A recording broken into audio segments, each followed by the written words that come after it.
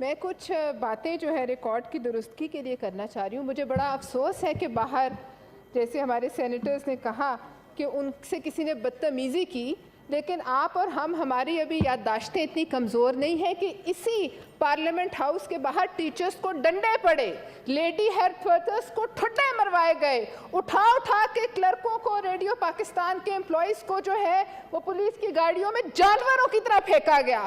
اور یہ آج ہمیں یہ بتا رہے ہیں کہ چند لوگوں نے ان سے بدتمیزی کی.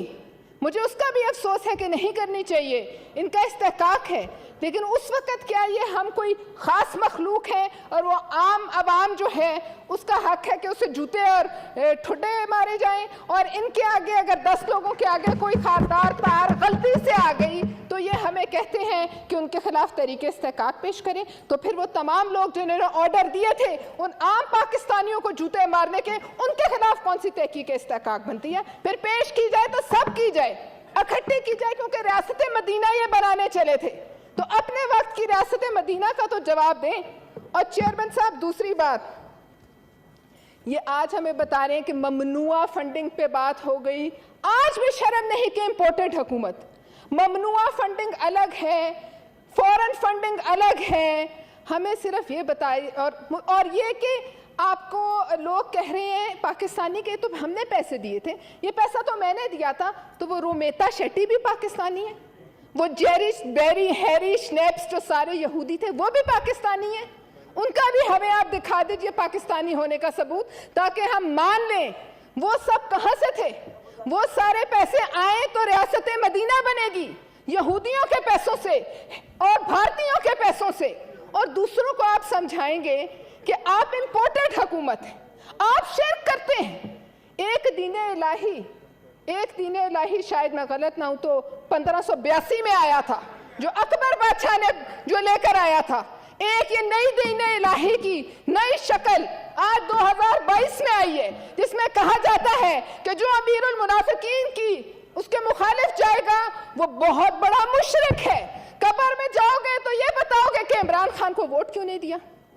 ہمیں بتایا جائے. بہت ہمارے علماء کرام بیٹھے ہیں، ہم سب مسلمان ہیں، ہمیں پتہ ہے شرک کیا ہوتا ہے.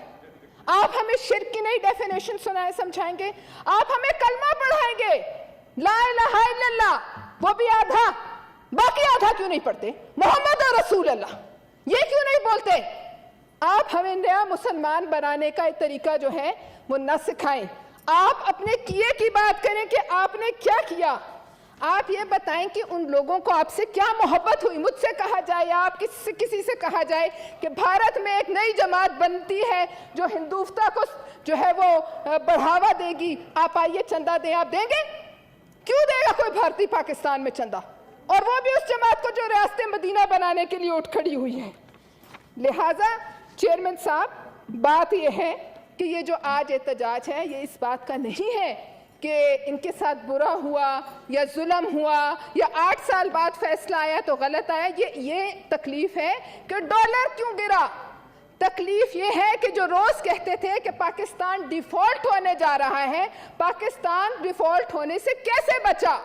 تکلیف آج یہ ہے، اسی بات کا واک آؤٹ ہے.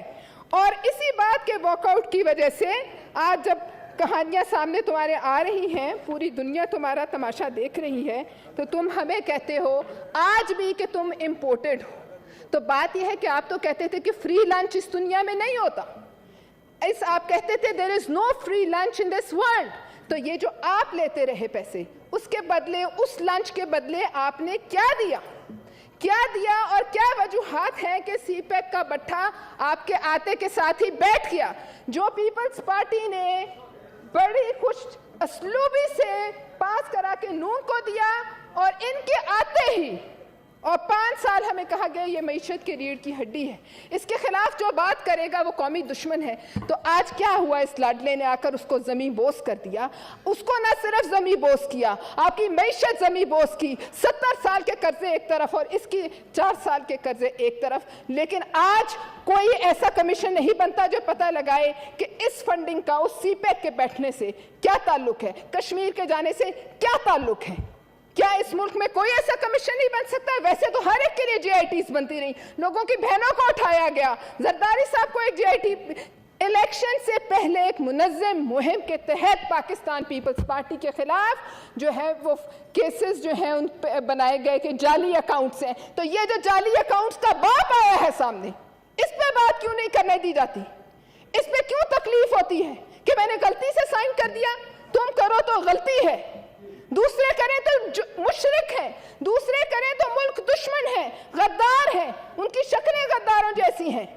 इस आदमी को पांव पे खड़ा करने के लिए इस मुल्क के पांव काट दिए गए अफसोस से। सीपेक गया, कश्मीर गया, इस मुल्क की मईशत गई। इन धरनों में जहां से ये शुरू हुए 150 से ज्यादा बच्चों का खून है। किस तरह हुआ ये सब? इस पे कमीशन बनना चाहिए। और हम वजीर आजम से कहते हैं, रिक्वेस्ट करते हैं कि बेशक इनकी फौजें कहते हैं कि हमारी ये बाहर की हुकूमत है और इम्पोर्टेड हुकूमत है, इस पे भी बनाए कमीशन, लेकिन साथ साथ जिस दिन से मीनार पाकिस्तान पर जो जलसा हुआ, उसके बाद 2014 के धरने हुए, उसके बाद APS का वाकया हुआ, उसके बाद 2018 का इलेक्शन हुआ, RTS बैठा, अरबों रुपए उस RTS में गए जो घंटों में बैठा, उसके बाद जो बदतरीन धांधली हुई, उसके बाद ये 4 साल इन सब पे कमीशन बने और फिर बताया जाए कि इनकी जमात के खुरे किस मुल्क से मिलते हैं, क्यों मोहब्बत है इनकी जमात से दुनिया भर के यहूदियों को, क्यों इनकी जमात से मोहब्बत है दुनिया भर के भारतीयों को। अगर हम या नून या मौलाना साहब या कोई और जमात एक पाई भी निकलती तो हम डी चौक पे उल्टे लटके होते, हमारे लीडरान उल्टे लटके होते। तुमने हमारे लीडरान की बहनों को नहीं छोड़ा, तुमने हमारे लीडरान की बेटियों को नहीं छोड़ा, तो तुम आसमानी मखलूक हो कि तुमसे सवाल नहीं किया जा सकता?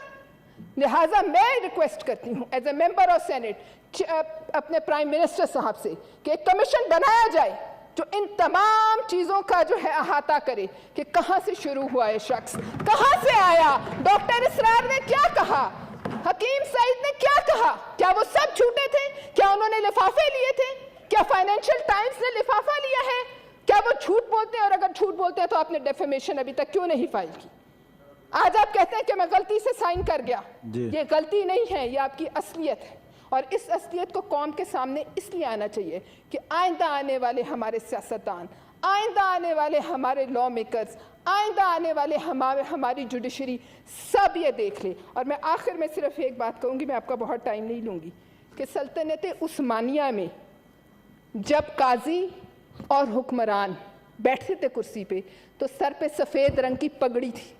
वो पगड़ी नहीं होती थी, वो उनका 9 गज का कफन था जो उनके सर पे लपेटा जाता था, ताकि कोई फैसला देते हुए उन्हें याद रहे कि यही पगड़ी खुलकर, और जिस दिन वो अल्लाह के पास पहुंचते थे तो वही पगड़ी खुलकर उनका कफन उन पे डाल दिया जाता था। हम लोगों के सर पे पगड़ियां नहीं है, लेकिन होना हमारे साथ भी है।